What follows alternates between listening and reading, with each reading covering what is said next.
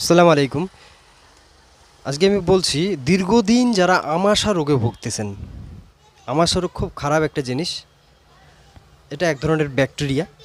তো হচ্ছে দীর্ঘদিন যারা আমাশা রোগে ভুগতেছেন তাদের জন্য একটা দারুণ ফর্মুলা। এটা আপনার বাড়িতে ট্রাই যদি করেন, ১ মাস যদি ট্রাই করতে পারেন, অবশ্যই আবার আমাশা একবারে পুরো নির্মূল হয়ে যাবে। তো হচ্ছে কি করবেন, শুট, আদা শুট। আদা শুট মানে আদা শুকনো যেটা পাউডার, সেটা হচ্ছে ওই পাউডারটা পাশাড়ির দোকান থেকে কিনে নেবেন। প্রতিদিন সকালে সেটা হচ্ছে হাফ চামচ পাউডার, ১ কাপ উষ্ণ গরম জলে হাফ চামচ পাউডার, আর হচ্ছে রেডির তেল মানে হচ্ছে এরেন্ডা তেল। আপনার পাশাড়ির দোকানে পেয়ে যাবেন এরেন্ডা তেল। এরেন্ডা তেল ১০ ফোঁটা দেবেন।